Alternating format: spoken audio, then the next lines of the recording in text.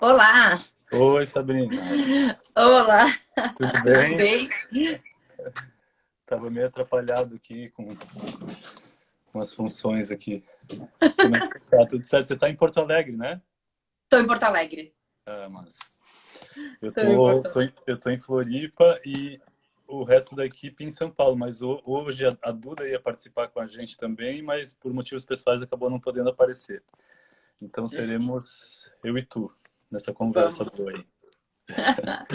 Vamos lá. Não, é sempre uma loucura, né? Eu estava aqui também, minha mãe estava aqui, esqueceu o celular aqui em casa, foi embora para a cidade dela, que é Rio Grande, para nossa cidade. E tá sem celular, eu estava alucinada, tentando conversar com meu irmão para buscar ela, aquela coisa, né? Funções familiares, eu tava mais ou menos na mesma aqui, assim. Exato. Ô, Sabrina, olha só, antes da gente começar, eu pensei só em fazer uma introduçãozinha assim sobre o nosso trabalho, enfim, explicar para a galera que ainda não chegou, mas que de repente vai chegar, Sim, o que é que a gente faz, o que é essa temporada e tal. E aí depois a gente começa o nosso papo, certo, certo? combinado. Tá. Então, para ficar registrado aqui, enfim, essa é a terceira live dessa nossa temporada que chama Diversidade na Infância e na Adolescência, Plantando Sementes para o Futuro. Para quem quiser entender um pouco melhor sobre o trabalho do que a gente faz no Instagram, que é diferente do trabalho em geral da Diva, né, que é uma, enfim, é uma espécie de consultoria, um escritório onde a gente desenvolve soluções para a inclusão, né? Mas no Instagram Uhum. especificamente, a gente desenvolve esse projeto que chama Menu Diva, são ciclos, são campanhas, temporadas, onde a gente vai trabalhar com temas, problemas, enfim, e aí fazer uma pesquisa extensiva sobre o assunto, depois fazer curadoria e tal. E aí, no início de cada temporada, a gente explica um pouco esse trabalho, explica os porquês das escolhas de cada temporada, enfim. E no Instagram, esse início de temporada ele é marcado por um asterisco grande, assim, estilizado, de acordo com a identidade de cada temporada, onde vocês podem ir lá e conferir um pouco mais sobre esse trabalho. Se quiserem também conhecer mais sobre a Diva e sobre os serviços que a gente oferece, né, consultoria, treinamento, desenvolvimento de soluções, enfim, vocês podem acessar o nosso site, que é divainclusive.com, ou a nossa página no LinkedIn, que é @divainclusive, e também assinar a nossa newsletter, que por sinal está bem linda, cheia de conteúdos incríveis, e vocês podem assinar no nosso site, tá? Entrando na primeira página, vocês vão ver no rodapé já tem um espaço para assinar a newsletter. Acabou de sair o segundo número dela, e para quem assinar ainda recebe o primeiro também junto quando for receber o primeiro exemplar. Bom, para entender um pouco, essa temporada Diversidade na Infância e Adolescência é uma temporada que está ficando assim gigante, né? A gente está fazendo um ciclo de lives bem extenso, com muitos conteúdos, e ela está dividida nessa parte inicial, que é a parte do Entenda, né? Que é a parte da pesquisa, onde a gente apresenta os problemas e as discussões principais. Ela está dividida em três partes, né? Que é família, escola e habilidades para o futuro, né? Então a gente está nessa primeira fase ainda discutindo família. Essa live de hoje ela vai tocar nos dois universos, né, na família e na escola. Mas as postagens do Instagram e no nosso site tem muito artigo que a gente está produzindo que estão, né, mais profundos, que estão lá no nosso site, ainda estão nessa etapa do debate sobre família. Depois disso, a gente faz uma curadoria bem longa, que nessa temporada vai ser bem longa, são mais de 200 conteúdos segmentados por linguagem, formato, tema, né, filme, série, muitos livros, perfis para seguir, brinquedos, podcasts, músicas, artes visuais, tudo isso segmentado, né, por linguagem, e você vai encontrar lá uma série de dicas, artistas para Uhum. seguir, filmes, enfim, é um trabalho de curadoria bem rico e Bacana. especializado. E a ideia no final é transformar essa temporada numa aba independente dentro do nosso site, que fique disponível para famílias e educadores, gestores educacionais, como uma espécie de material de consulta, onde vai ter vídeo, vai ter é, textos, artigos, enfim, uma coletânea de materiais que possam servir a esses dois ambientes, né, familiar e escolar, Uhum. de consulta dentro desse grande guarda-chuva que é diversidade na infância e na adolescência. Basicamente era isso. Sabrina, eu vou fazer uma apresentação bem breve tua e aí tu complementa. Tá, Super breve, porque foi algumas informações que eu encontrei, né, disponíveis online, tá? tá bom. A Sabrina é graduada em Direito, né? Isso, Estudou no final da graduação legislação publicitária para crianças e adolescentes.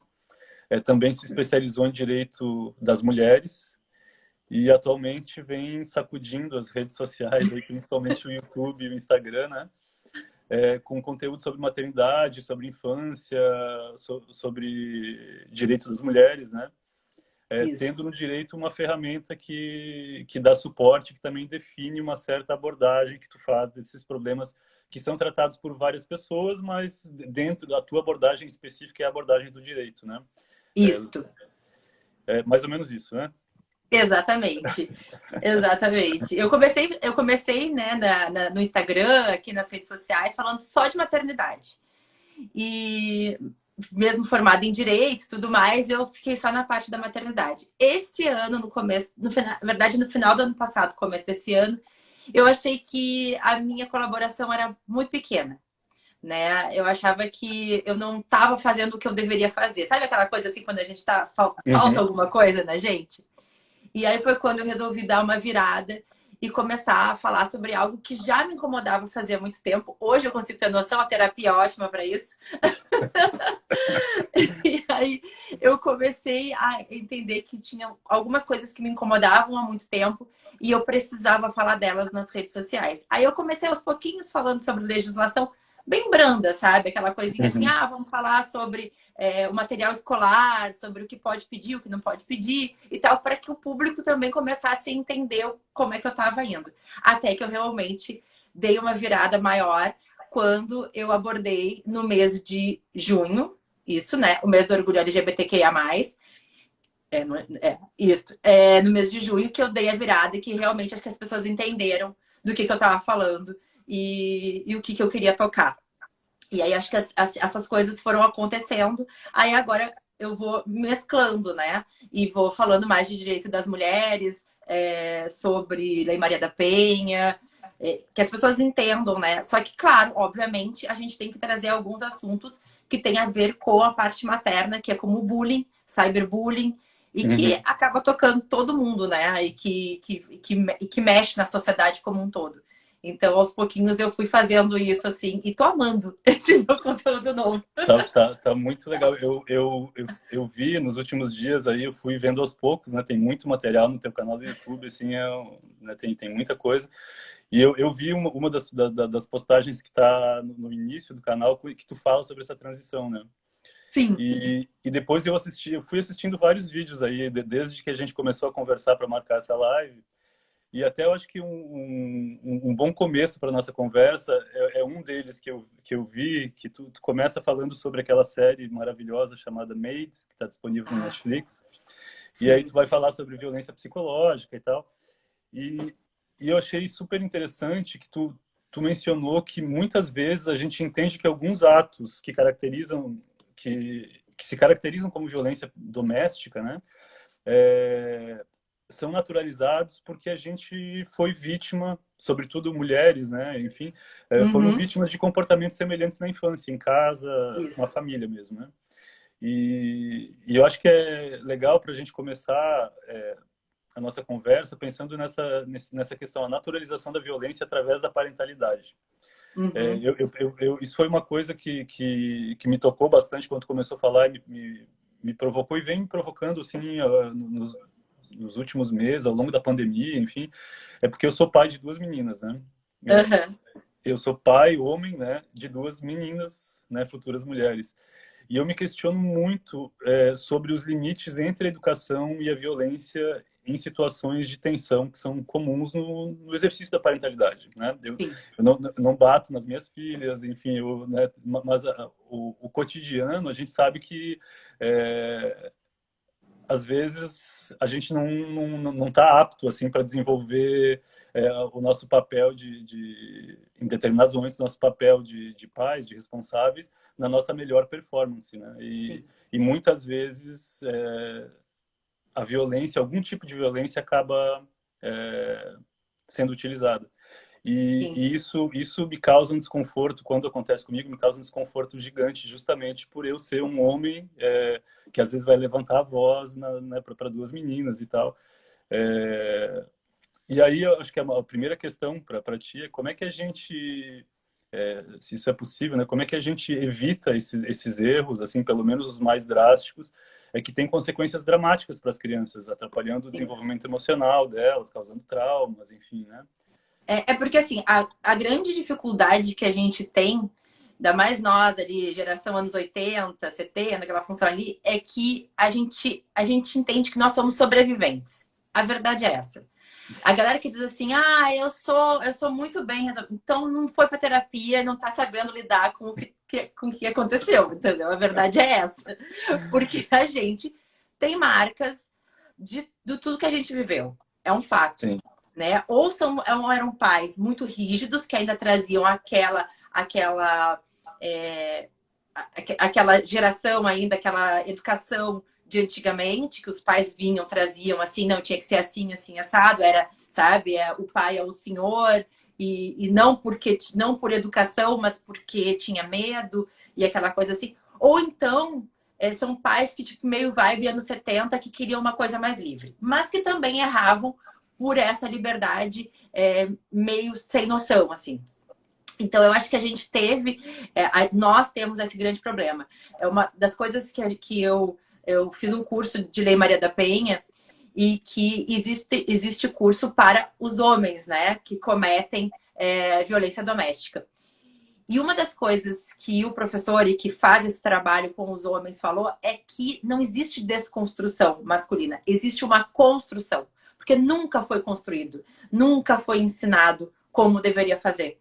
E isso me pegou bastante, assim, porque realmente não foi, ninguém nos ensinou, nem aos homens, nem às mulheres, como é que se trata, o que que é, como é que é, né? Porque, infelizmente, a gente ainda vê mulheres que também acreditam que batendo, xingando e falando várias coisas é ok, né? E que a mulher mereceu por causa, né, de alguma coisa, por causa da roupa, porque o jeito que tava. Então, isso tem muito a ver com que a gente ainda não conseguiu romper de barreiras ali. E que muita gente ainda acredita que seja essa a melhor forma. Então, quando a gente começa já a questionar o que a gente está fazendo como pais, é a melhor coisa.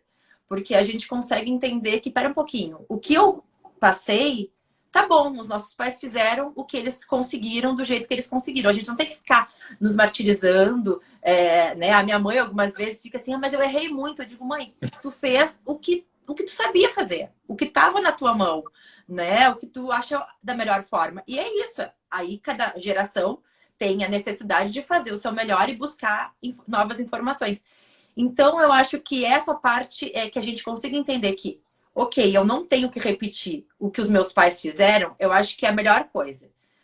Que é o grande problema. Porque muita gente ainda acredita que eu sou uma ótima pessoa e que meu pai e a minha mãe me bateram, então eu tenho que bater no meu filho, né? Eles não conseguem entender que, ok, você é uma ótima pessoa, mas quais são as outras marcas que você tem, né? O que você tem de problema nos seus relacionamentos, no seu trabalho, na sua vida?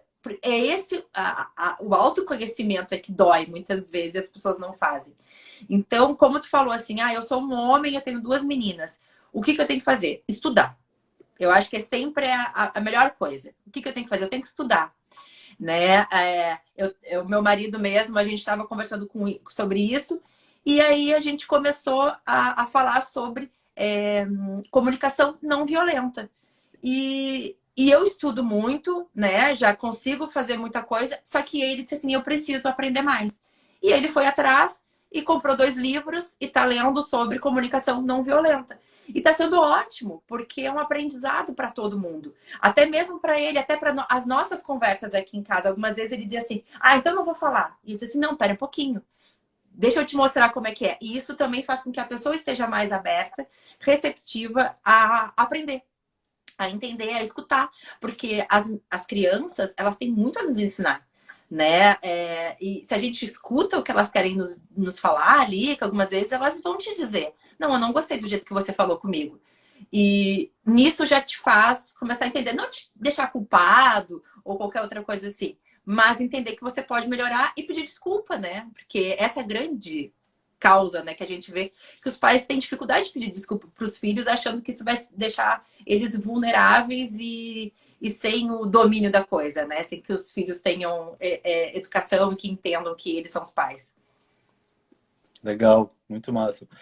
A comunicação não violenta é um tema super legal. Assim, a gente está preparando um conteúdo assim, para ser dividido entre pais e crianças mesmo, porque a criança também, acho que ensinar os 4 pilares, né, da comunicação não violenta para a criança, acho que é um passo gigante para que o diálogo entre pais e filhos seja mais efetivo, né? Que é você aprender a identificar, né, as suas necessidades, os sentimentos por trás dessa necessidade e aí então comunicar com uma maior precisão, né? Isso é super legal. A gente está tentando fazer aí, elaborando visualmente uma coisa mais lúdica para tentar criar essa ponte, assim.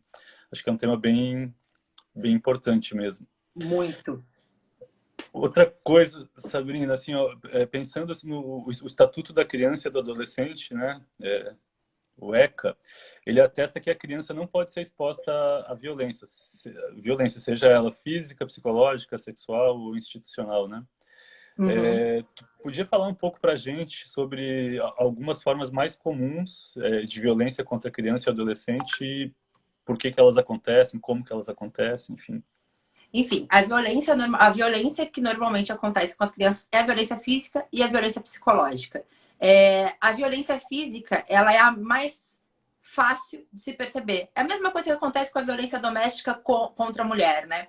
Ela é a Uhum. mais fácil de se perceber porque ela deixa marcas. Normalmente ela vai te deixar marcas e aí se consegue entender. Só que a violência psicológica, eu acho que ela é muito pior. Eu sei que a violência assim, é difícil dizer, né? O que é pior, né?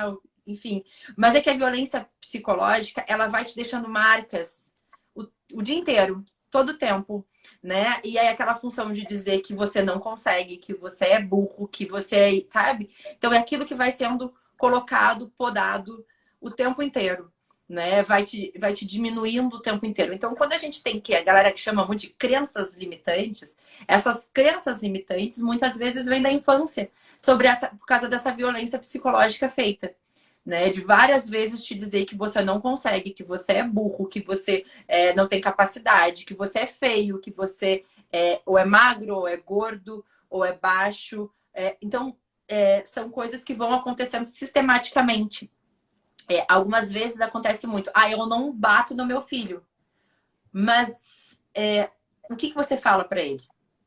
Né? Algumas vezes tem muito isso. O que você fala para ele? Porque, não, eu não bato. Tudo bem, você não bate. Mas e aí? Como é que é a conversa de vocês?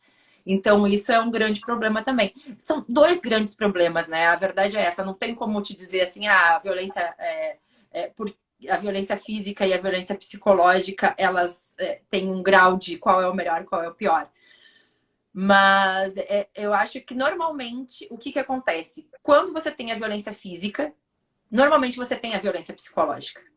Né? É uma coisa que vem ligada à outra. Porque quando bate, sempre vai dizer alguma coisa. Além de bater, vai dizer alguma coisa ruim junto, né? Então, normalmente é um combo. A violência psicológica, ela vai chegando, ela vai sendo feita até um momento que a pessoa explode e causa a violência física. É o que acontece, é a mesma coisa que acontece com a violência doméstica. É a mesmíssima coisa. E o problema é que as pessoas entendem, e é o mais maluco ainda, que elas veem que é errado bater numa mulher. Muitas pessoas têm isso. Não, é errado bater numa mulher. É errado bater num idoso. É errado bater num cachorro. Mas não é errado bater numa criança. Eles entendem que isso é uma educação. E esse é o grande problema. Eu participo de alguns grupos de Facebook e tal, porque é muito bom para as pesquisas, para a gente entender o que as pessoas estão fazendo, para a gente sair da nossa bolha. E eu vejo direto as pessoas falando essa função de que a geração de hoje em dia é assim, é assado, porque não apanha. E não tem nada a ver, né? Não tem nada a ver, porque na verdade eles não veem que a nossa geração também é péssima, também é ruim, a gente está vendo tudo que acontece. Hoje em dia, é como a gente tinha falado já da outra vez, né, antes, é a falta de se autoavaliar, né? Ver que a nossa geração também é péssima, também é complicada. E eu acho que ela sempre vem uma coisa na outra, é a violência psicológica e a violência física. A violência psicológica, ela vai acontecendo e as pessoas vão achando que tá tudo bem, que eu posso fazer. Só que aí, claro, são várias formas. É a comparação. Por exemplo, você tem 2 filhos. Aí você diz assim, mas seu irmão faz assim e você não faz. É uma violência psicológica. Quando você faz a comparação. E as pessoas têm essa dificuldade de entender. Quando ela dá risada que o irmão mais velho tá fazendo piada com o mais novo.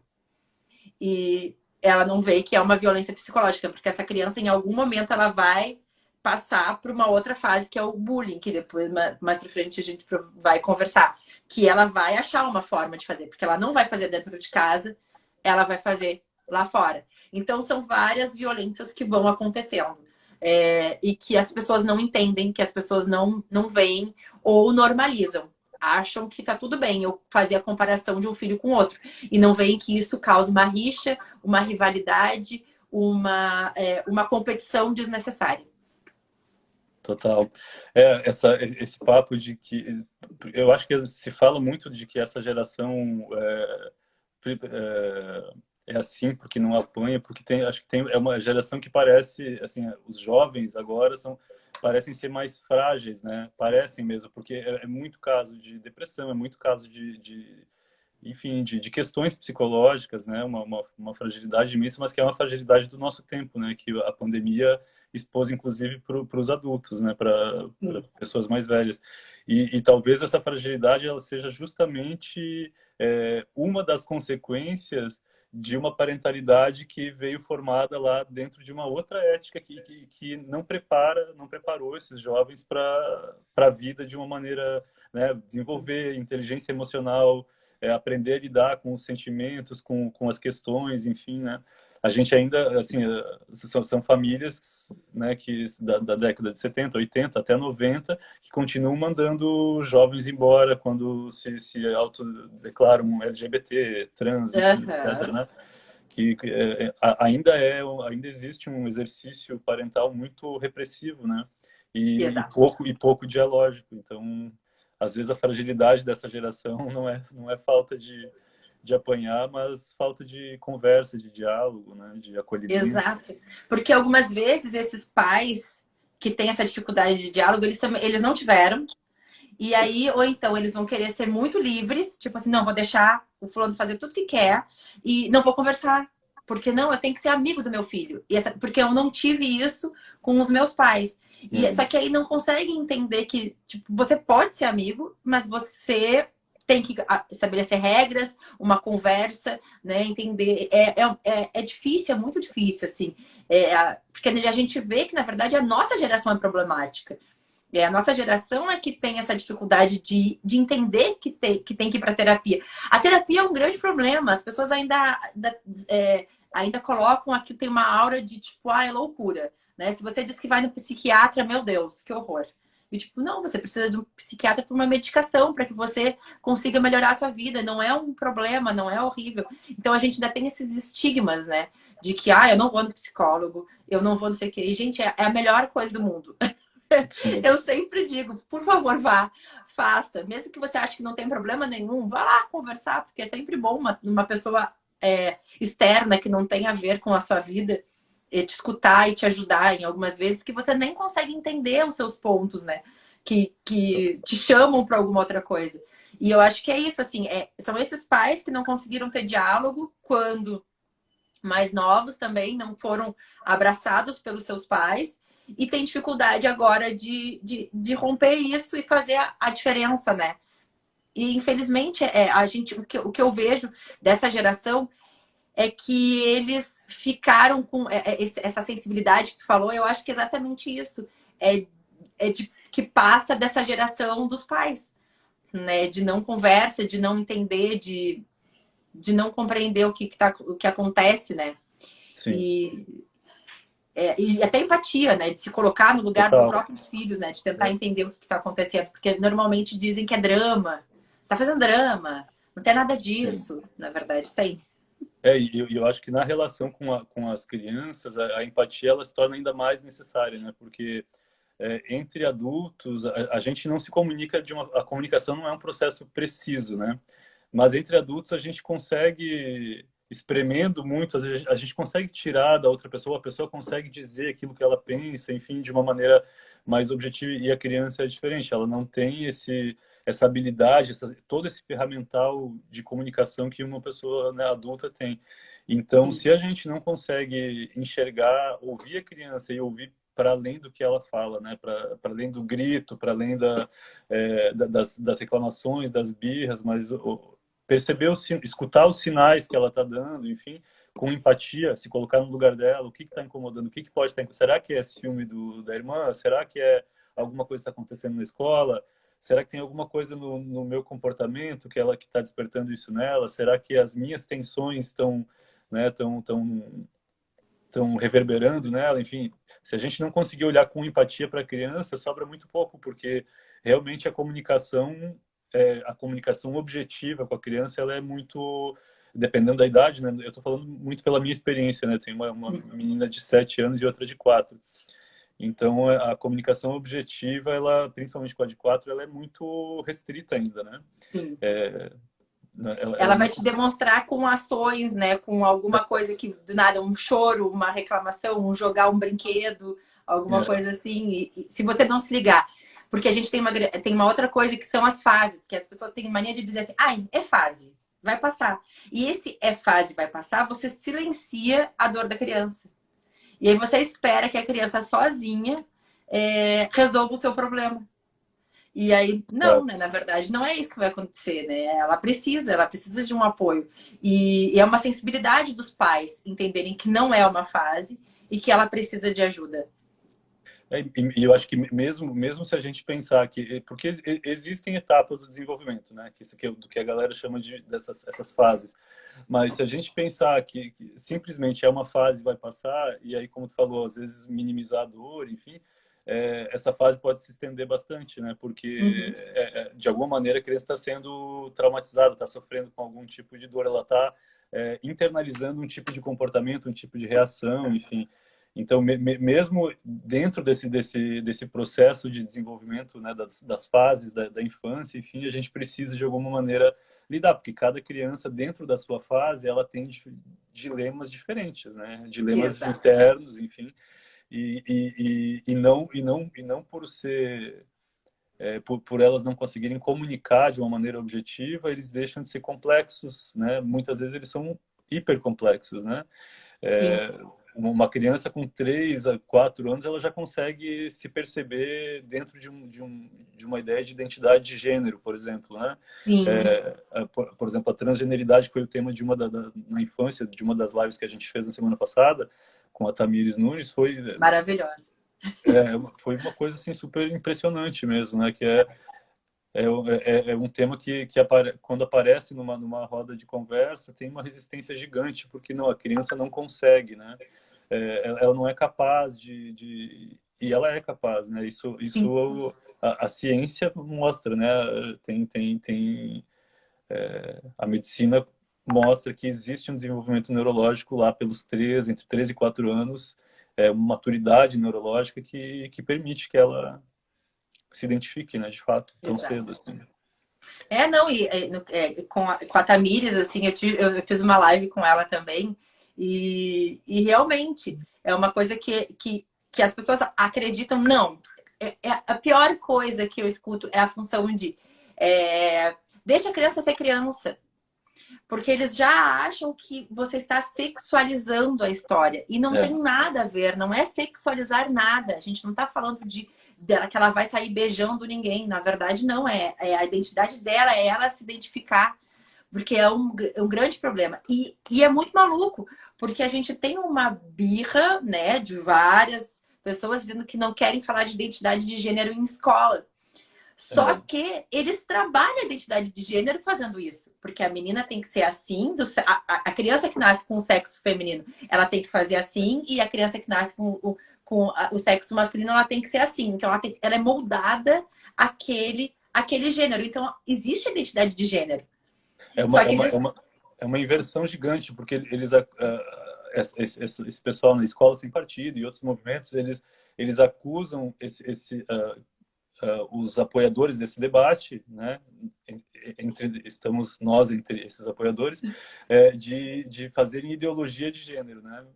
É, Quando na verdade a grande, acho que tudo é ideologia, enfim, em algum sentido, mas o caráter mais ideológico é você definir esses papéis que são uhum. extremamente excludentes, ao invés de promover um debate para desnaturalizar alguns privilégios, enfim, para levar esse debate, essas questões a um patamar Exato. onde as pessoas têm o direito de existir, inclusive as crianças, né? Porque esses são problemas, o racismo, o capacitismo, a transfobia, a homofobia, são problemas muito comuns na escola, né? Por exemplo, e são os grandes, digamos, é, sei lá, como dizer, são uma espécie de imã de bullying, né?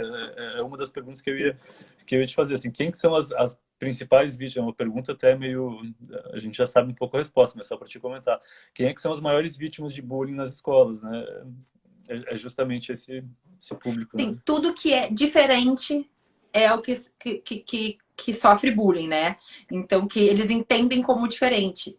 É sempre o alvo do bullying. E tudo tem a ver, isso é uma coisa importante que a gente fale, isso vem de casa. As pessoas não querem. Eu já escutei muito de pessoas dizerem: as crianças são más. E as crianças não são más. Não. Não sozinhas. Não se elas não aprenderam a ser más.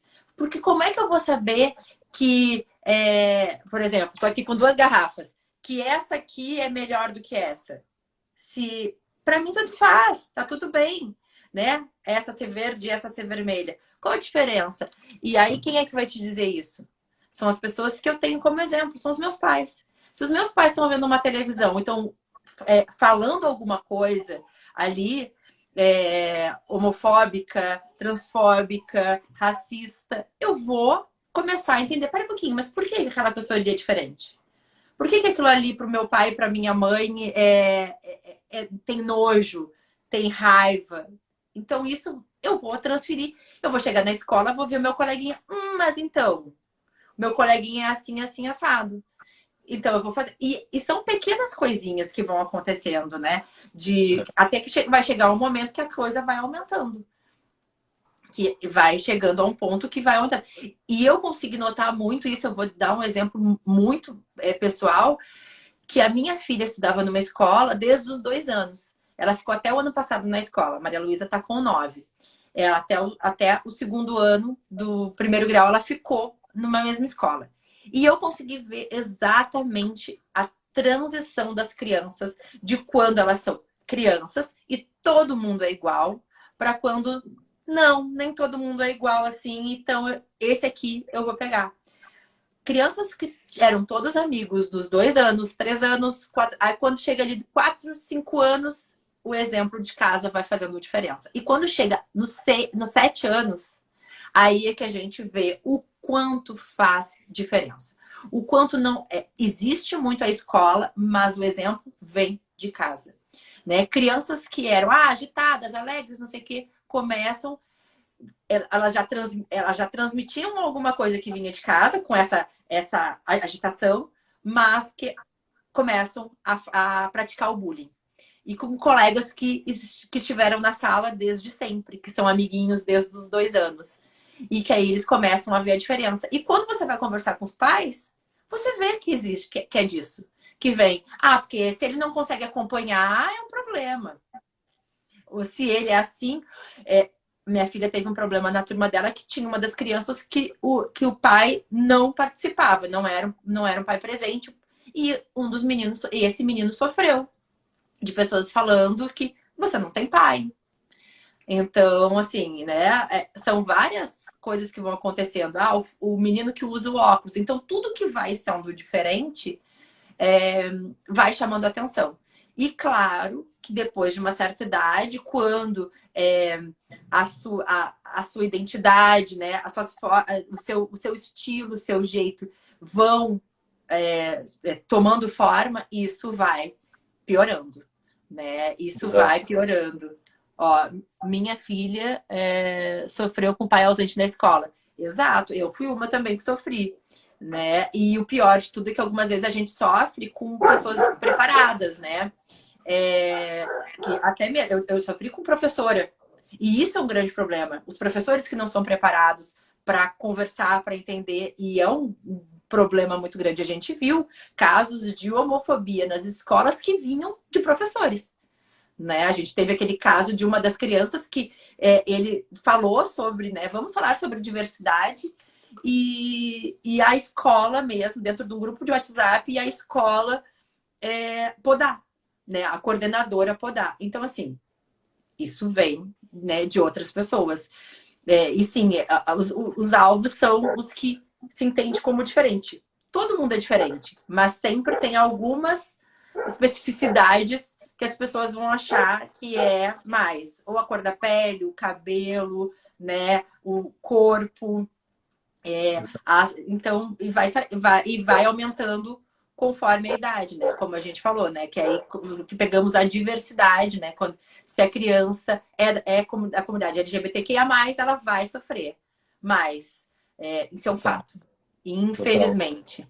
E eu acho que também eu tenho uma coisa, Sabrina, que eu acho que vale ressaltar, é que não é só o que os pais falam, né? O que a criança ouve os pais falarem, mas é o círculo de convivência, por exemplo, né? Sei lá, Uhum. pego o exemplo das minhas filhas, elas tiveram, nas turminhas, nas escolas que elas passaram, na maioria do tempo, elas tiveram alguma criança com diversidade funcional dentro né, com diferentes níveis, com diferentes problemas, enfim. Uhum. E essa questão para elas é algo se tornou algo bastante natural, mais natural do que para a Muito gente, por bom. exemplo, né? Uhum. Então elas costumam questionar, mas isso aqui, se o fulano tivesse aqui, que nem estuda mais com ela, ele não ia conseguir entrar nesse lugar. Questões que o círculo de convivência, os exemplos, enfim, acabam reverberando. Então, muitas vezes, por mais que que a criança não tenha pais homofóbicos, mas que não convivem não tem amigos, amigas, não tem nenhuma Uhum. pessoa trans, não tem nenhuma pessoa gay, não tem nenhum casal de mulheres, nenhum casal, sabe, essa falta, essa convivência dentro de uma bolha, ela Uhum. também vai dando recados. Então, a criança, ela capta recados que não são só os recados explícitos, né? Muitas vezes ela não escuta o que a Sim. gente fala, mas ela capta Exato. coisas que a gente não fala, né? Então, isso também é super importante. Sim, até porque é uma coisa importante quando a gente fala de representatividade, né? Que o que é muito importante. Quando você não tem, a representatividade não é só lá longe, mas é o todo. É dentro Total. da tua casa, é dentro do teu círculo de amigos. Se você Na não tem, como escola. é que vai ser? Como é que você naturaliza todo mundo, toda a diversidade? Fica difícil, né? Numa Fica. escola, por exemplo, que tem as únicas pessoas negras são pessoas da limpeza, por exemplo, né? Só tem professores brancos, enfim, aí vai ter um aluno negro lá, as crianças e aí junta isso com o cenário doméstico, onde, sei lá, os pais não convivem só convivem com pessoas Exato. brancas, isso vai passar um recado extremamente violento, né, para a criança. Exatamente. Exatamente, porque como é que a criança vai entender que, né, a diferença? Como é que a criança vai conseguir ter essa noção? Eu falo, até eu fiz o vídeo sobre racismo e que é importante a gente falar, né, sobre atitudes antirracistas. E dentro das atitudes antirracistas é exatamente isso. Como é que está o seu círculo de amizade? Quem são os seus amigos? Como é que você vai, né, como é que você mostra para o seu filho que você é uma pessoa que é diversa, que é antirracista, que... Como é que você faz isso? Né? Então, é a naturalização. E a naturalização é muito interessante, assim. Eu lembro que uma vez, a Maria Luísa, acho que tinha 5, 6 anos, eu acho. Não me lembro. A gente foi ver um filme do Bohemian Rhapsody, que é, né, do Queen. E aí eu lembro que eu disse assim, tá, será que tem alguma coisa que é muito imprópria e tal? Aí uma pessoa que veio falar comigo, então, fez assim, eu disse assim, o que que tem? Tá, mas aparece droga, alguma coisa assim? Não. E aí eu disse assim, tá, tu vai me dizer o que que aparece? Beijo entre homens. Aí a pessoa ficou assim, tá, isso pra ela, tipo, natural. Aí virei e eu entendi que a pessoa queria me dizer isso. E eu digo, né? Mas, e pra ela, tanto faz como tanto fez, entendeu? São duas pessoas e tá tudo bem, sabe? Então, é isso que a gente vê. Qual é a normalização? Porque vai ser normal para ela, porque para ela tá tudo ok. É a convivência dela, né? Ela tem uma convivência com várias pessoas, enfim, com casais de homens, com casais de mulheres, e tá tudo bem. E aí é nisso que vai fazer com que a gente consiga ensinar aos nossos filhos que tá tudo bem e que somos todos diferentes, sim, e não tem problema. Opa, tava sem áudio. Sabrina, tu podia falar um pouco para a gente sobre medidas protetivas, acho que mais protetivas do que punitivas, né, que podem ser acionadas quando uma criança tá sofrendo algum tipo de violência na escola, enfim, né? Então, eu sempre falo que a primeira coisa que você tem que ver é conversar com seu filho e imediatamente conversar com a escola, né? Não tente entrar em contato diretamente com os pais. Esse é a pior coisa, tá? Você chegar e tentar abordar o pai, se você, né? O pai, a mãe, enfim, se você não tem também liberdade. Porque se algumas vezes é uma pessoa que você tem amizade, aí você consegue conversar. Agora, do contrário, é melhor você, então, ir diretamente na escola, conversar e falar o problema, né? E a partir disso ver quais são as medidas que a escola vai tomar, né? Para que isso não volte a acontecer. Então, essa é a primeira parte, né? Se o teu filho está passando por alguma coisa, é você conversar com a escola. Outra coisa é sim você conversar com ele e ver também se de repente a criança precisa de uma ajuda psicológica, que é importante, porque vai ferir de alguma maneira essa criança e algumas vezes a gente não consegue fazer tudo que necessita, né? De conversa, de diálogo, até para eles conseguirem falar, né? O que precisa ou o que não. Ah, deixa eu perguntar uma vez se meus viviam com o Theo. Exatamente. Tipo, né? Qual a diferença de você conviver com os amigos homossexuais ou não? Qual é a diferença? Nenhuma. Eles vão ser as mesmas pessoas enfim, né? É o que eu sempre falo, a pessoa tratar meus filhos, minha filha, bem, é isso que importa. Tipo, não importa qual é a orientação sexual, o que faz, enfim. Tanto faz. E aí, essa função... Oi? Não tô te escutando. Ah, tô no mudo aqui. E acho que, além de tudo, tem um lado positivo. Uma criança convive com diferentes modelos familiares, com diferentes formas de relação, ela ganha com isso, né? Eu acho assim, além de estar tudo bem, eu acho que tem um lance extremamente positivo. A diversidade é necessária na vida, na nossa vida e na vida da criança, né? Exato. Eu tenho um conhecido que ele não tem uma parte do braço, né? A mão. E aí eu lembro que ele disse que as crianças são os mais tranquilos na função, porque eles não desviam o olhar, eles olham e entendem que você é diferente e que o não. Toda vez que você. Como é que. Tira, né? Diz que não enxerga aquilo ali, é que é o problema, né? Essa é a verdade. Porque quando você diz, não, eu vejo que somos todos iguais, a história do somos todos iguais, não somos todos iguais, somos todos diferentes, somos uma comunidade diversa, e é isso que faz a grande maravilha, né? Que todo mundo é diferente um do outro. E quando você demonstra isso para a criança e para sua família, é isso que vai fazer com que as pessoas sejam aceitas de todas as formas e que a gente entenda que é assim, que sempre foi assim. A diferença é que muitas vezes se foi escondido, né? Muitas vezes se foi apagado. Então a gente está querendo não apagar, né? Não apagar as histórias de todas as pessoas. Mas voltando ao assunto de bullying, então, aí você conversa com a escola, você tenta com essa conversa com a escola. Se você vê que a professora não está fazendo, que a professora não está ajudando, aí você vai numa outra parte, que é a direção da escola. E aí você vai tentando de todas as formas não fazer um processo, né? Não ter alguma coisa maior. Claro que você viu que não dá, aí você vai às vias judiciais, você vai você vai atrás. E eu digo isso, vão atrás, porque bullying é crime. né? E a gente tem que, as pessoas têm que aprender, não é essa história de, isso é coisa de criança. Não é coisa de criança. A coisa de criança vai machucar e dói e causa traumas. Não, não é legal. E a criança que está praticando bullying, ela também está chamando atenção. Esse que é a grande coisa que as pessoas não entendem. A criança que pratica o bullying, ela também está gritando por alguma coisa. Ela também está com algum problema. Então, ela precisa de ajuda. E é isso que a gente precisa entender, que não é normal. E a gente precisa ver, tem que falar, tem que conversar. E algumas vezes, claro, precisa de um diálogo com os pais, né? É sempre importante que algumas vezes não seja direto, tá? Os pais do aluno que pratica o bullying, porque algumas vezes vai dar problema, né? Porque algumas vezes tem a raiva.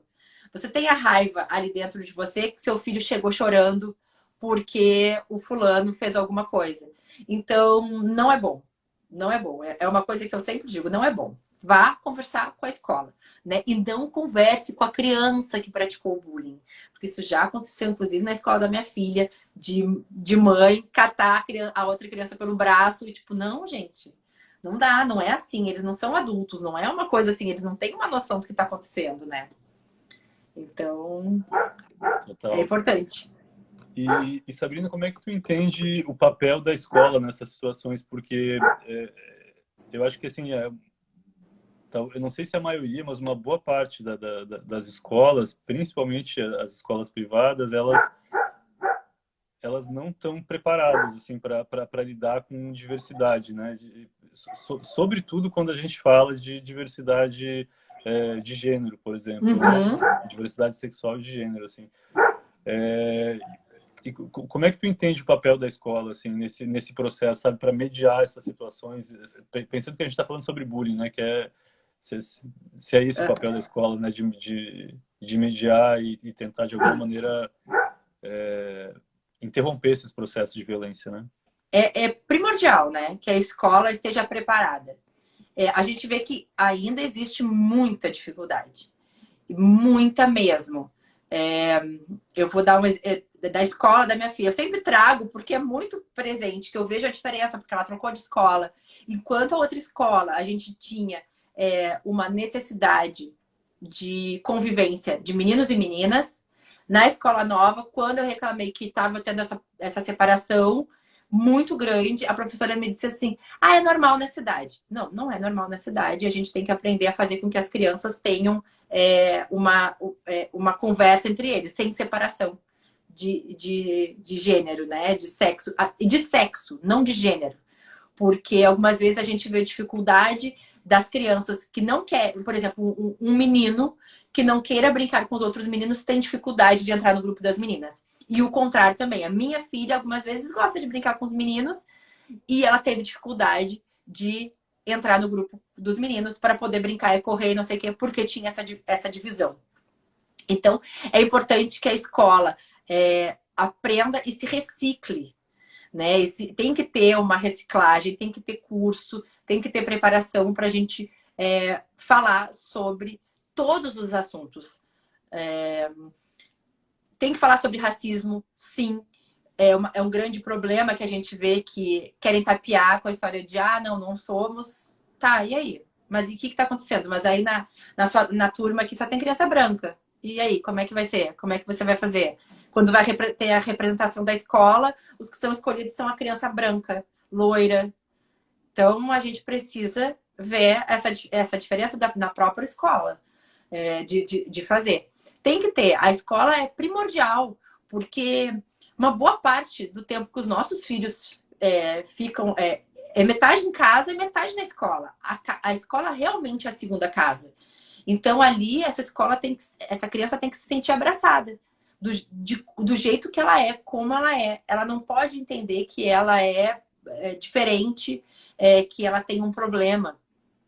Isso tem que ser conversado, precisa ser entendido. As crianças têm que ter momento de fala, que é muito importante, né? Deles falarem, deles conversarem, deles conseguirem dizer o que eles pensam, né? Que isso não seja algo punido, que tenha essa conversa da escola com as crianças e entender que as crianças são diferentes e que elas vão começar aos poucos a se mostrar, não vão ser mais reprimidas como a gente era, né? Como outras gerações eram. Elas vão querer se mostrar e elas precisam ser acolhidas na escola, que é a parte mais difícil, né? E a gente precisa. E até nós pais, a gente não tem que ficar esperando. E uma coisa que é importante, minha filha não é negra, minha filha não é lésbica, minha filha não é trans, tá bom. Mas e aí? Minha filha não tem uma deficiência física, tá bom, mas e aí? Igual. Como é que a gente vai fazer isso? Como é que a gente vai... Porque é isso que a gente tem que fazer. Porque é muito fácil quando a gente se esquiva da situação. Tá bom. Hoje ela não é nada disso, né? Eu gosto de dizer assim, sabe? Hoje ela não tem uma deficiência. Mas pode ser que mais à frente ela tenha. E aí, como é que a escola vai fazer? Né? Hoje ela não me disse que... Ela não me disse que gosta de meninas. Mas pode ser que mais à frente ela entenda e diga.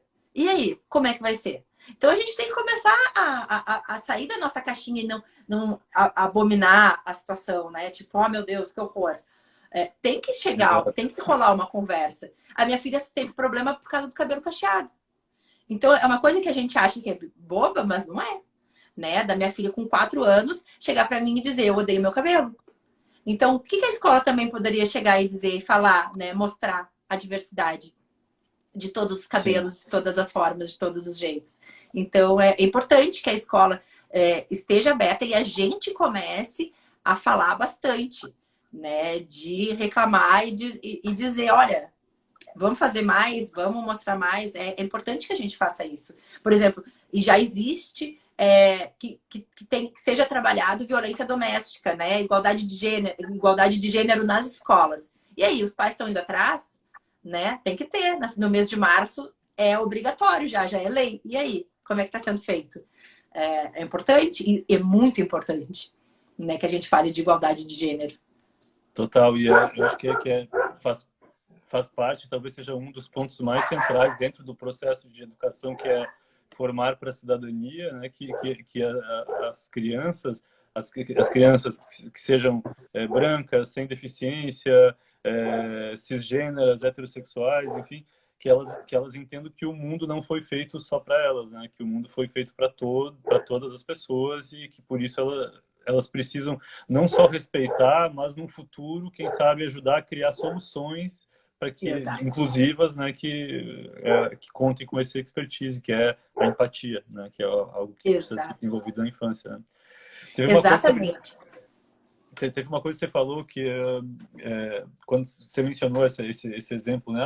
Às vezes o pai e a mãe têm uma filha que é isso, né? Que é branca, que é cisgênera, que não tem deficiência, etc, etc. E aí a gente se isenta, né? De tomar qualquer atitude, de sair em defesa de algum tipo de desigualdade que esteja acontecendo na escola. E eu lembrei de uma pesquisa que saiu na semana passada, eu acho, retrasada, da Pearson Education, que é um grande conglomerado, né, de educação, enfim, soluções educativas, que me deixou muito surpreso, assim, pensando no momento que a gente vive agora no Brasil. O Brasil foi o único país que né, numa pesquisa com uma amostra considerável de quase 6.000 pessoas, 5.500 pessoas, foi o único país entre os 5 pesquisados, que é Reino Unido, Estados Unidos, Brasil, Índia, e agora não lembro se era Rússia, enfim, eram 5 países grandes, né? E foi o único país que defendeu, que as pessoas apontaram o debate sobre diversidade iniciar já na pré-escola, em idade pré-escolar. 76% das pessoas mostraram esse interesse, né? Nos outros países, o debate deveria começar lá no ensino fundamental.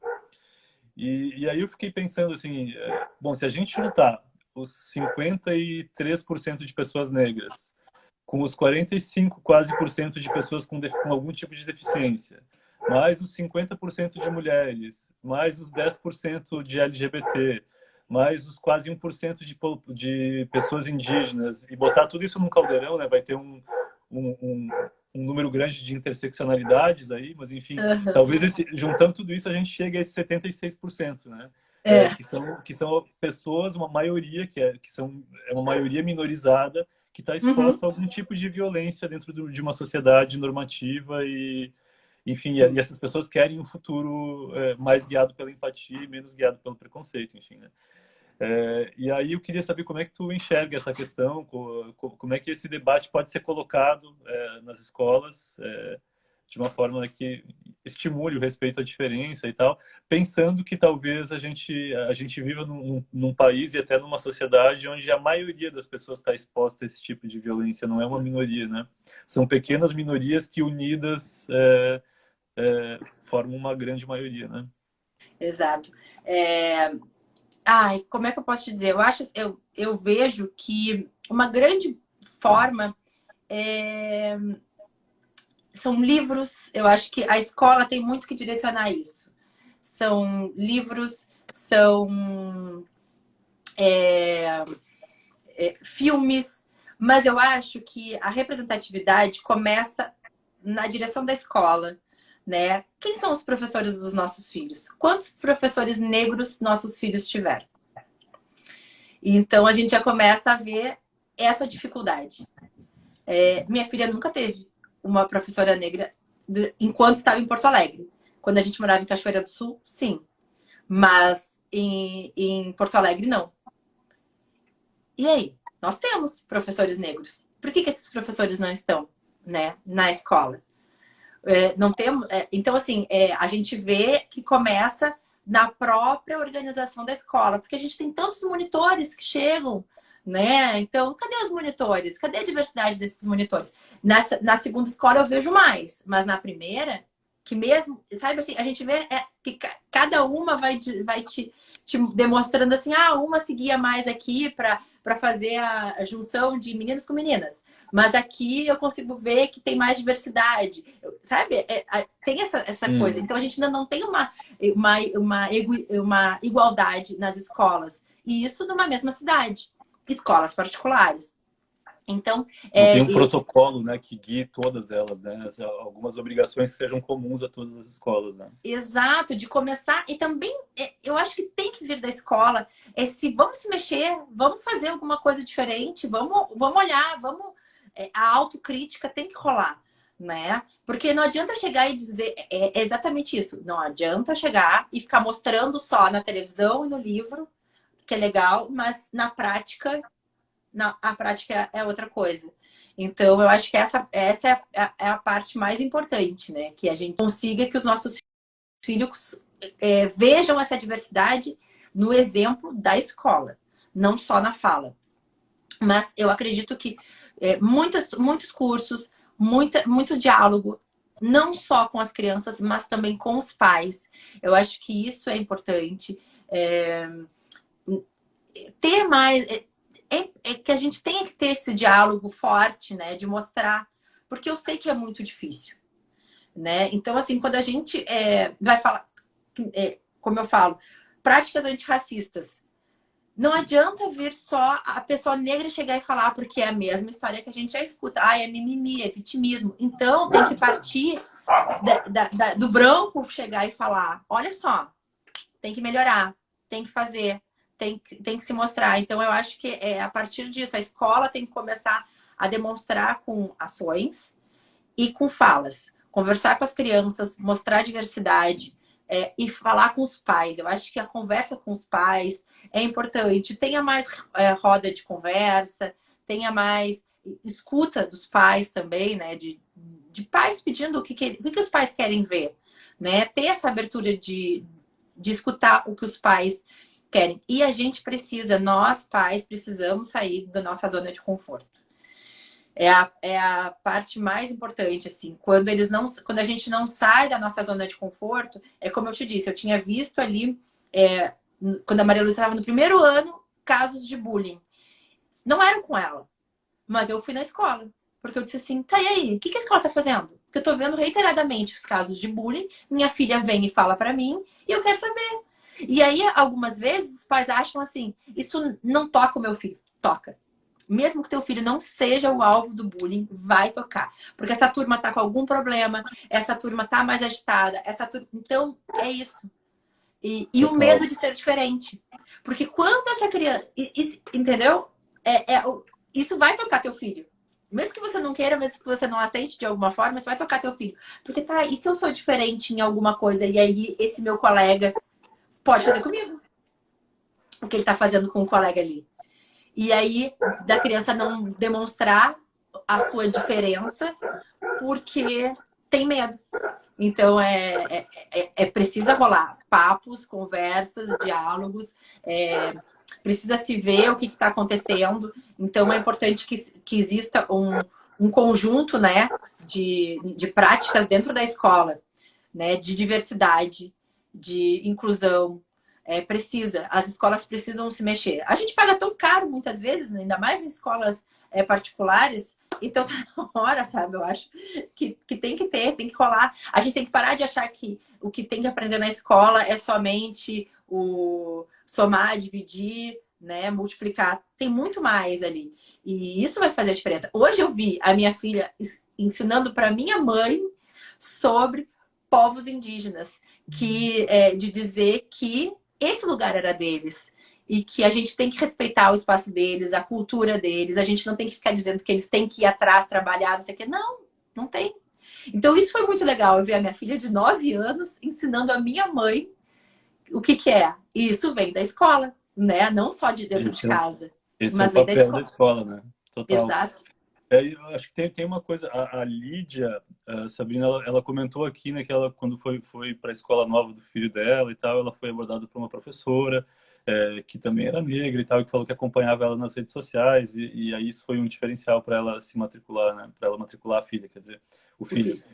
E aí eu fiquei pensando nisso tudo que tu tá falando, o papel da escola e esse comentário da Lídia, eu fiquei pensando aqui que a questão da representatividade, né, acho que ela não está só no staff da escola, enfim, não está só nas nossas relações, mas ela está também na produção de conteúdos mesmo, assim, né? Uhum. Quando, por exemplo, uma professora vai lá e diz, olha, eu sigo nas redes sociais, te sigo, você é uma mulher negra, ou seja, eu consumo narrativas que não são narrativas exclusivamente brancas, exclusivamente cisgêneras, exclusivamente, né? Isso tem um papel gigante, assim, e eu acho que tu que já estudou legislação publicitária, né, no que diz respeito à infância e adolescência, eu acho que talvez tu tenha algo a mais para comentar, porque para a gente na Diva, o consumo de conteúdo, ele é algo... É um agravante gigantesco na construção da desigualdade social, né? Uhum. A gente chama de desequilíbrio de histórias, que é essa dimensão narrativa da desigualdade. Então, quando você não tem narrativas que te representem, ou você tem narrativas sobre você, mas que não te representam, que é o que acontece, por exemplo, com populações negras, com populações indígenas, né, principalmente, isso tem um efeito negativo gigantesco, traumático e que tira bastante do desejo de viver mesmo, assim, né? Acho que ele corta ele desestimula a nossa ação na sociedade, na vida, de uma forma geral, assim, de uma maneira muito trágica. E hoje, nesse cenário né, de relações digitais, isso fica ainda muito mais complexo, né, e muito mais incontrolável, eu acho, né, com os algoritmos fazendo aí toda uma série de movimentos racistas, capacitistas, né, enfim. Então, claro, não é os algoritmos que fazem, né, são as pessoas que programam eles, mas, enfim, eles automatizam essa desigualdade, né. E eu queria saber como é que tu percebe essas relações entre a falta de representatividade e equidade narrativa mesmo, assim, né? Nos Uhum. conteúdos, né? E a reprodução precoce dessas violências contra grupos minorizados no ambiente escolar, porque não é também nem tudo é só a família, né? Eu acho que existem outras variáveis aí também. Tem o ambiente da própria escola e também tem esse ambiente das narrativas. Os jogos, os filmes, as séries, os desenhos, os livros, XX, né? Sim. Bom, o que eu muito vejo e que vamos lá, tem que ser dessa parte, eu tenho que ser mais. O que eu vejo, tá? Por exemplo, tu falou negócio de crianças, né, nas redes sociais, a gente vê muito cedo várias crianças que viram influenciadores. E quais são essas crianças? Normalmente são crianças brancas. Uhum. Normalmente são crianças brancas padrão. Então, as crianças que viralizam, normalmente, são essas crianças brancas padrão.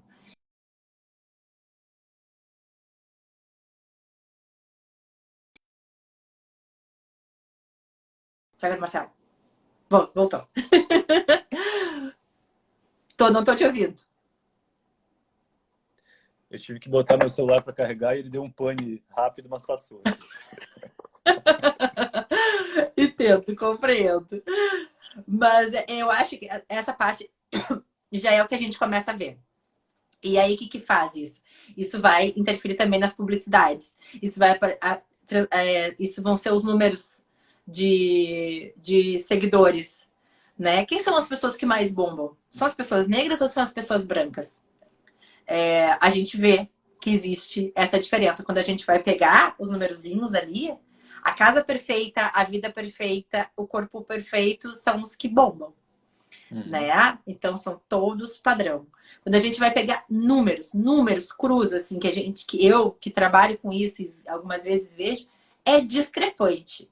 É É. discrepante, entendeu? A família branca de margarina, ela tem muito mais seguidores do que a família negra. E é bizarro, bizarro, entendeu? E muito mais. E a gente vê que isso, assim, ó, é difícil. E se você. Ou então, se você é uma família branca, mas você fala de diversidade, você fala de. Aí também, você também. Ah, não, não quero ver, não quero ouvir isso, não quero saber. E eu vou tirar. Porque eu não quero ouvir as suas dores. A gente vê que acontece muito isso nas redes sociais. Eu não quero ouvir tuas dores, eu não quero ouvir teus problemas, eu já tenho os meus. Então isso vai interferindo. E aí, o que demonstra muito é o que eu quero que seja. Algumas vezes tem um fanatismo de algumas pessoas que eu conheço, assim, um fanatismo por criança tal. E aí essa pessoa tem um filho, e eu disse assim, mas sabe que teu filho faz a mesma coisa que essa criança que tu adora tanto na internet? E aí ela, pois é, mas é que eles são tão fofos. Eu digo, né? Como assim? E o que vai levando para essas crianças. E aí agora voltando para as crianças que trabalham com a internet. Que, e que muito tem se falado. Outro dia eu estava vendo um vídeo do Rafinha Bastos falando que o filho dele tinha feito um perfil no Instagram e ele dizendo que ele tirou o filho do Instagram. Porque o que acontecia? Ele gostava mais de um jogo do que de outro. Ele gostava mais ou menos de um e mais de outro. E ele parou de falar desse que ele gostava mais, porque o que dava mais like era esse. Era o que ele não gostava tanto. Então, aí isso vai moldando a cabeça da criança. Eu tenho que ter muitos likes, eu tenho que ter muitos comentários, tenho que ter muitos seguidores. Quanto isso vai trazendo de dificuldade para essas crianças, né? E, infelizmente, os que viralizam, os que têm mais números, são as crianças padrão. E o que você está mostrando para as outras crianças? Que elas não são tão legais, que elas não são tão boas, que elas não deveriam estar ali, que elas não são dignas de pertencer a esse lugar. Né? Então, as pessoas não entendem ainda o quanto é importante a representatividade, né? E é nisso. Porque quando eu não tenho essa representatividade, como é que eu vou entender que eu posso? Né? Eu posso estar ali. E é para tudo, e é para tudo. É, é o do jogo de futebol, é o do, sabe? É de tudo, é de representantes políticos.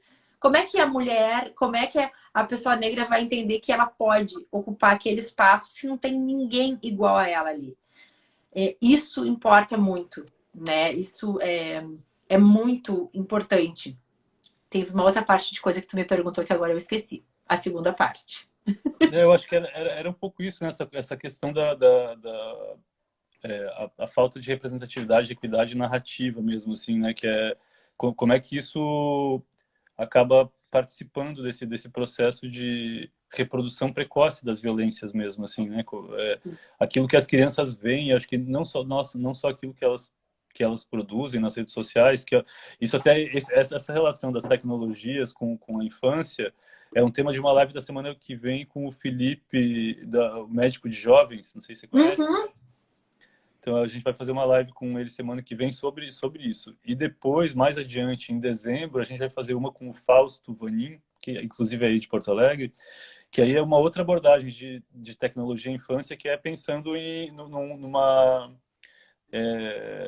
impossibilidades que a tecnologia traz para o universo infanto-juvenil, assim, né? Uhum. Ele é programador, desenvolvedor, enfim, tem uma relação muito, muito especial com tecnologia, com diversidade também. Então, a gente vai ter essas duas lives abordando essa questão, que é bem problemática, né? Porque se a gente for pensar lá no Vale do Silício, os grandes executivos botam os filhos em escola Waldorf sem Wi-Fi, né? Porque eles sabem que esse uso, né? Esses exemplos que você estava dando, por exemplo, do filho do Rafinha Bastos, é isso, né? Uhum. É só uma faísca do que acontece diariamente com crianças e jovens que estão nesse universo, né? É você se dobrar às necessidades impostas pelos algoritmos, que é engajamento a qualquer custo, né? Exato, a gente acaba vendo muito isso no aplicativo do lado, no aplicativozinho, e eu estava conversando com uma amiga exatamente isso. Existem grandes influenciadores que você não sabe, você não conhece a voz do influenciador. Isso é muito maluco. Quando eu comecei a entender isso, eu digo assim, cara, é verdade. Porque o que eles fazem lá? Dancinhas. Dancinhas e dancinhas e dancinhas. Eles não falam. Então, assim, você não sabe a voz do criador de conteúdo que você segue, que você adora, que você ama, quando você vai lá, vê a quantidade de comentários, é linda, maravilhosa, não sei o que, blá, blá, blá. E são padrões. Normalmente são adolescentes padrões. E esses adolescentes padrões, eles também seguem uma padronização, né? Eles são o Sim. padrão do padrão, né? A gente teve o caso da Fernanda, que foi uma mãe que tirou a filha do TikTok por causa disso. Uma criança, uma menina padrão, né? E que também estava seguindo esse mesmo problema, que as pessoas acharam um horror. Ela tinha quase 2 milhões de seguidores e ela apagou as redes da filha. Porque ela viu que ela disse assim, eu olhava lá as redes, não era minha filha. A minha filha gosta de bicho, minha filha gosta de não sei o quê. E ela parava de fazer para fazer só dancinhas e dancinhas, porque era o que dava mais like. Porque a gente tem a necessidade de aprovação, né? Então, e a criança e o adolescente, ela tem necessidade de pertencimento, né? Por isso que a gente acaba, quando a gente vê grupos, normalmente eles são muito iguais, né? Porque é o pertencimento, né? Aí eu quero, a gente tinha na nossa época a galera que dava todo mundo de preto, então todo mundo de preto, então todo mundo vai seguir aquela mesma tribo, porque eu quero pertencer àquele grupo, eu não quero ser diferente. Eles não querem ser diferentes, eles querem ser iguais, né? A gente tem isso, porque quando você é igual a todo mundo, eu sou mais um.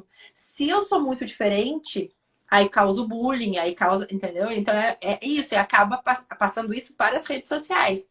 Eu também quero essa aprovação. E aí eu vou fazendo tudo o que eles querem, o que o algoritmo quer, né? E a gente Exato. estava vendo bastante da galera reclamando aqui no Reels que o algoritmo queria que fizessem danças.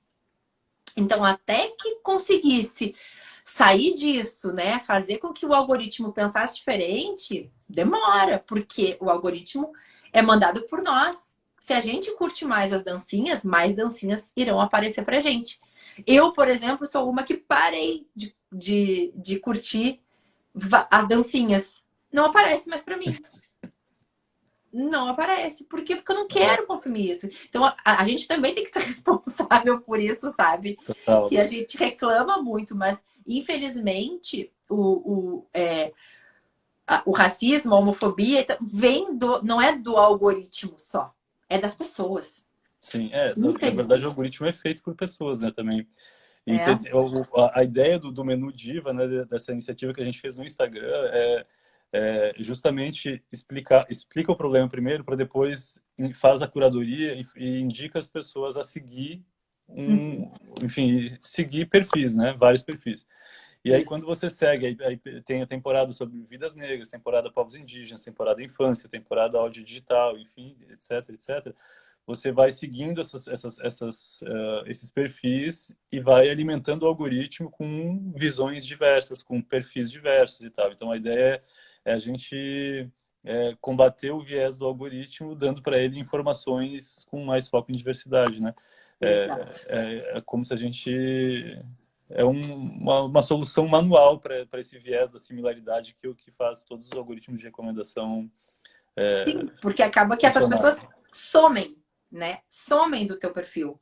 E aí, algumas vezes, você esquece que você seguia. Porque aí você seguiu por algum motivo, tipo, conheceu ali, aí sigo, e aí some de você. É uma coisa muito maluca, isso que acontece. Então, eu segui essa Oi. pessoa, parei um pouquinho, deixa eu ver aqui. Aí eu começo a fazer isso, aí eu começo a curtir, comentar e ver os stories, para a pessoa começar a aparecer para mim. Eu começo algumas vezes, eu vou lá na minha listinha de últimos que eu segui, porque não é automático. Não, esse é um fato, não é automático. Essa pessoa não vai aparecer automaticamente para você só porque você seguiu ela. Você tem Não que é, interagir. Você tem que ir lá ver não, os stories, você tem que fazer exato. algum tipo de interação, porque senão ele não vai captar que você quer ver aquilo ali. A lógica dele é baseado no que você consumiu antes e no que pessoas que ele considera como você consumiram. Então ele vai te indicar aquilo que ele acha que vai provocar o teu engajamento, mas que não necessariamente é o que te interessa, né? Exato. E Ou o dá que é bom medo, para você. entendeu? Vai dizer que não rola um medo quando você pensa assim, eita, eu sigo pessoas que não querem ver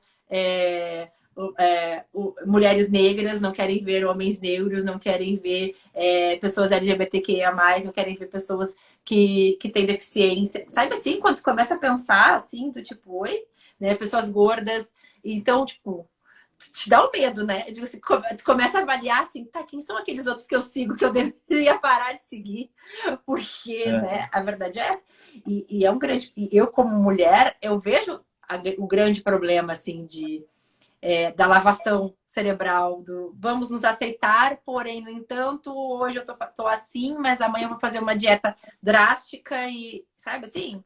Então é um sofrimento que se tem e que as crianças acabam tendo também, né? Porque se esses pais estão achando lindo e maravilhoso aquelas pessoas, isso vai passar também a mesma coisa. Assim, é muito maluco, né? Que a gente acha que não, mas sim. vai refletir demais. A Lídia resumiu bem aqui, né? Acho que o que a gente consome diz muito sobre quem a gente é, né? Isso é uma verdade. É verdade, é verdade. É muito Sabrina, demais. a gente tá indo para quase 1 hora e meia de live. Ai, Eu tô acho muito, que muito papo. não, tá muito bom. Eu acho que para uma perguntinha final, assim, para a gente ter uma informação, assim, né, que talvez depois a gente acabe editando isso e colocando e fragmentando essas várias informações que a gente trouxe aqui na live. Você falar para as pessoas aí, para famílias e jovens mesmo, né, que estejam sofrendo algum tipo de violência sistemática, né, seja física, psicológica, enfim, ou institucional também.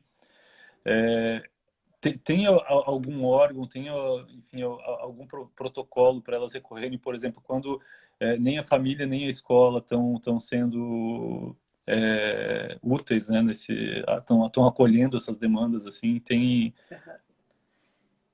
O que eu sempre digo, tá? Você pode ir na defensoria pública, né? Caso Defensoria Pública. você pode ir na defensoria pública, que você consegue, ou você pode ir atrás de uma representação, né? Um advogado, uma advogada que te ajudem nisso.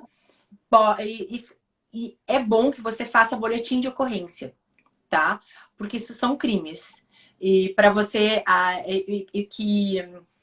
para que o próprio judiciário possa se mexer, você precisa fazer um boletim de ocorrência. Então, faça um boletim de ocorrência, pegue todas as provas possíveis, porque, como a gente estava falando aqui mesmo de redes sociais e tudo mais, o bullying, muitas vezes, dependendo da idade que a criança tem e adolescente, esse bullying, ele sai da escola e vai para as redes sociais. Esse ataque vai chegar de alguma forma. Ou com grupos de WhatsApp, ou com direct, ou com alguma coisa assim. Então, prints, muitos prints. Pegue todas as formas que você achar, faça isso, sabe? Se a criança recebe algum papel, alguma coisa, pegue esses papéis também. Mostre que para conseguir ter provas do que está acontecendo, né? Você precisa demonstrar com provas, porque algumas vezes não adianta só a fala, né? Algumas vezes se mostra, sim, a necessidade de... você consegue com um psicólogo que tenha um laudo e tudo mais, mas você tem que ir atrás dos meios jurídicos. Vá na Defensoria Pública, vá fazer seu boletim de ocorrência, que vão te ajudar. Não ache que é uma besteira.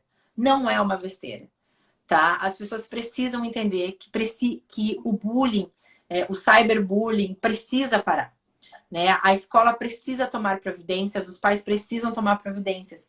E tem que ir atrás, tem que ir atrás. A gente fica nessa coisa assim, não vou deixar, né? Não vai deixar, né? Não vai deixar. Vai atrás, sabe? Se tiver que tirar da escola, tira da escola, porque de repente não é o ambiente legal para o seu filho estar. Porque se a escola não sabe apoiar, se não estão fazendo nada que modifique, algumas vezes dói isso, né? Mas tem que punir, né? Porque não dá para se calar, tem que fazer alguma coisa e retire da escola, porque algumas vezes não dá, não vale a pena. Eu sei que algumas vezes é aquela coisa assim, mas aí fica naquela, né, os incomodados que se mudem, não. Você vai agir e haja, faça, fale, reclame, é importante. Porque as pessoas que praticam o bullying, as pessoas que praticam algum tipo de violência, elas se pautam na inércia da pessoa que está recebendo. Eles não vão fazer nada. Então, eu vou continuar fazendo. Eu vou continuar fazendo. Então, é isso. A gente tem que parar. Né? Mostrar que não tá certo. Não tá certo. O que você faz não tá certo.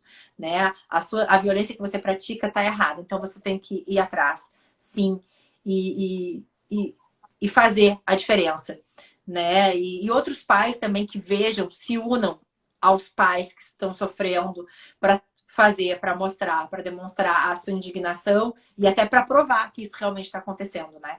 Porque é importante, algumas vezes, essa criança que está sofrendo esse bullying, ela não está num grupo que estão falando mal dela. Então, se você sabe que isso está acontecendo, é importante que tire prints, que pegue para mostrar, olha só, tá acontecendo, tá rolando, né? Separadamente ali, tá acontecendo isso aqui. Então é importante, sim, que faça. Eu sei que é muito difícil, é muito doloroso.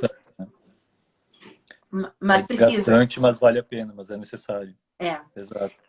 Eu botei aqui, Sabrina, no link, eu entrei aqui pelo computador e botei um link de um vídeo teu para ficar registrado aqui sobre violência psicológica, porque nesse vídeo, né, caso as pessoas precisem consultar, tu dá uma geral também sobre esses procedimentos mesmo, assim, a dificuldade de registrar, de coletar provas, né, o que é necessário fazer nesse processo quando algum tipo de violência psicológica está acontecendo e tal. Sim. Então, deixei registrado nos comentários. Também recomendo que vocês sigam a Sabrina no canal do YouTube, aqui no Instagram, para quem ainda não segue. É um trabalho super massa mesmo. Muito obrigada, muito obrigada. Por favor, e qualquer dúvida que as pessoas tiverem, entrem em contato comigo, a gente conversa, vamos lá, porque eu sei que algumas vezes é muito difícil, esses momentos, essas fragilidades que a gente tem, mas tô aqui para conversar, para tirar dúvidas, para o que precisar. Demais, Sabrina. A gente agradece aqui demais a tua presença, a tua disponibilidade. O papo foi bem bom, durou 1h30 aí. 1h30.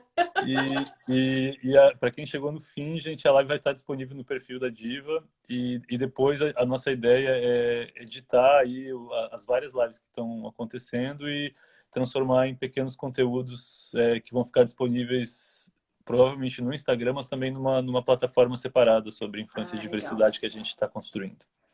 Que legal, muito legal. E eu agradeço essa plataforma que vocês estão fazendo, o quanto é legal, o quanto é importante a gente trazer a galera para pensar diferente, para fazer diferente. Assim, é um trabalho muito bacana. Quando tu falou comigo, eu adorei, porque realmente é muito legal. Eu adorei, assim, bastante. Não, bora lá, vamos conversar e vamos fazer a diferença, né? A gente precisa fazer a diferença. Isso precisa mudar. As nossas filhas precisam de um ambiente melhor, né? Uma sociedade melhor. E isso é para todo mundo, para todo mundo. Total. Ai, muito Sabrina, obrigada. brigadão, brigadão. Boa noite para ti aí. A gente vai se esbarrando aqui pelas redes sociais. Com Vamos certeza. continuar esse papo bom aí. Muito Tá? bom, Obrigado muito demais. obrigada. Um beijo. Boa noite, Um gente. beijo, boa noite.